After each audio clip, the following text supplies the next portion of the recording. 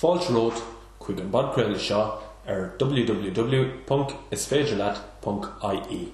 Seo chathair Pleananna don Sara atá rumpú. Gheobhaidh tú na nótaí a haon leis an bancréile seo faoin nasc an tSraith Pictiúr 2012 ar an suíomh. Bhí an tSraith Pictiúr os de chóir fadas atá tú i gcéisteacht leis an bancréile seo. Slide 2. Pictiúr a haon. Trúr ina sí sa chisteann. A thucht a chlog. Ag stadéir go daoin. Slide 3.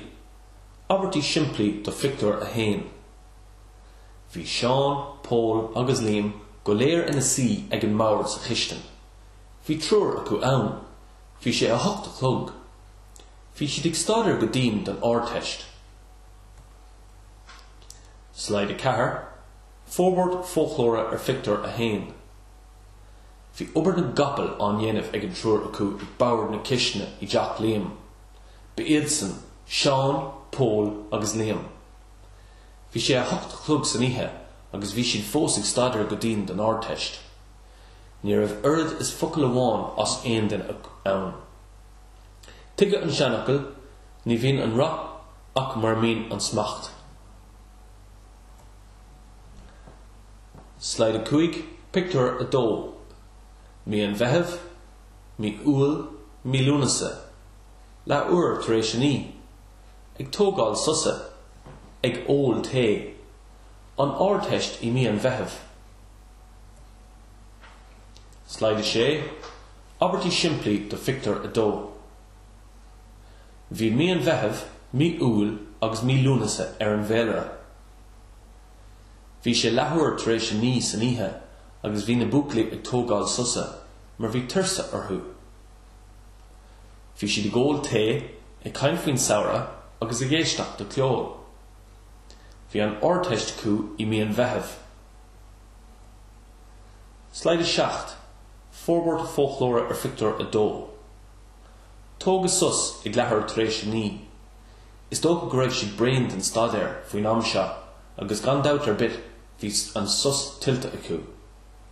Cuire an ceol ar siúl sa cúlar agus bhí siad ag baint taitneamh as cupán jazz té. Dhíreadh siad an náird ar an samhradh agus pléach Pleananna an tSraith I ndiaidh na hárteiste I mí an bheithimh. Ceap siad go mo cóir dóibh rud ag an simúil a dhéanamh I mí úil agus I mí lúnasa. Slide 8. Pictiúr a 3. Ag caint faoin samhradh tar éis an scrúdathe. Ag dul go dtí mar bella. Ar an 2 lá is fiche de bhí lúnasa. Slide 9. Abertí simplí do Pictiúr a 3. Bhí na buaclaí ag caint faoin samhradh an seo tar éis na scrúdathe. Bhí siad ag dul go mar bella tar éis na scrúdathe. Bhí ceolchorm ar siúl sa chaisleán ar an 2 lá is fiche de bhí lúnasa. Slide 10. Forward folklóra ar Pictiúr a 3. Bhí sé ar intin acu dul go dtí mar bella tar éis na scrúdathe. Ceap Seán gur smaoinemh maith é dul go dtí mar bella tar éis na scrúdathe. Ba é an targad an tain chunstach a bhí ina bhealach. Bhí sé ar intin ar fóil dul go dtí an ceolchorm sa chaisleán ar an 2 lá is fiche de bhí lúnasa. Chuile hans go mbeadh an sprí ann dar leis. Slide 11. Pictiúr a 4. Bhí léitheanta saoire costasach. Ag lurg airgid ón hismaitheoirí, Jódis Póstanna.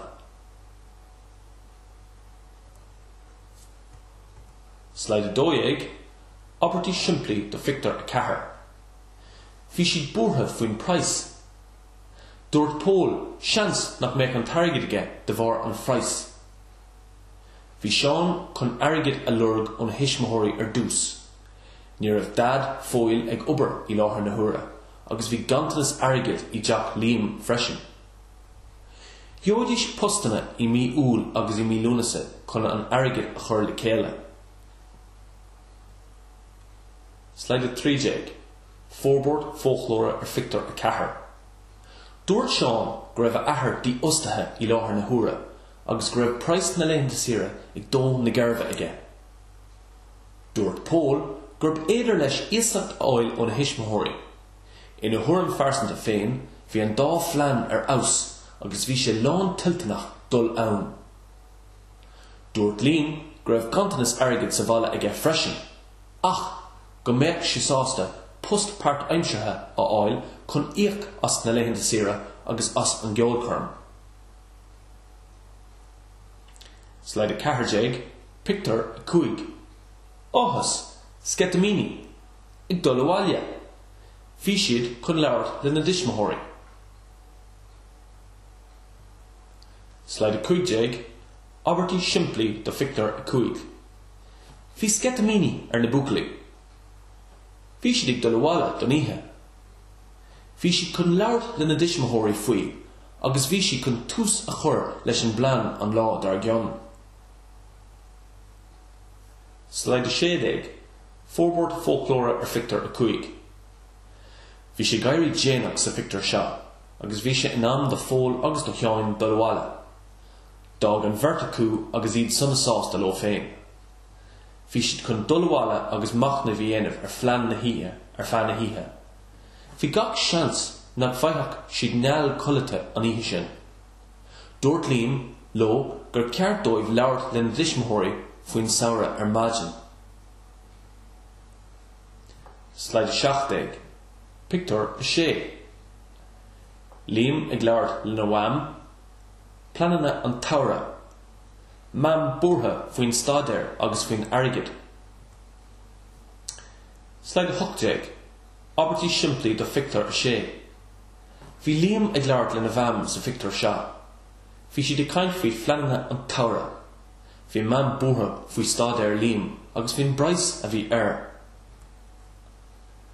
Slide 9, Fórbord folklóra ar Pictiúr 6. Bhí Líon ag labhart le na bháthair sa Pictiúr seo. Is léir go raibh caidreamh maith oscailte idir an bhirrtacú, mar bhí an bhirrtacú go brach an pórdach I déanta a chéile de réir cosúlachta. Bhí máthair Líon búrtha faoin staidéir agus bhí chúrsaí airgid, agus ba léir gur éirigh go geal le Líon í a chur ar suimhneas le na aibíocht agus le na smaointe practicúla. Bhí na Pleananna oibrithe amach acu, agus bhí gach duine sásta ag an deara. Slide 5, Ceistena. Slide 5, Ceistena samplacha. Céir bhí á dhéanamh ag na buaclaí I Pictiúr 1. Cén scrúdú mór a bhí acu I bhí an bheitheh. Cén áit gur bhaith lo dul ann tar éis na scrúdathe. Céir bheith á lurg acu ó na dismóthirí I Pictiúr 4. Céir bhí siad sásta a dhéanamh chun an airgid a thuile. Meas tú ar airgid Seán a bham a chur ar suimhneas faoin blean I Pictiúr 6. Sin deir an ceachta gur míle maithagad agus go ndearraigh go geal leat.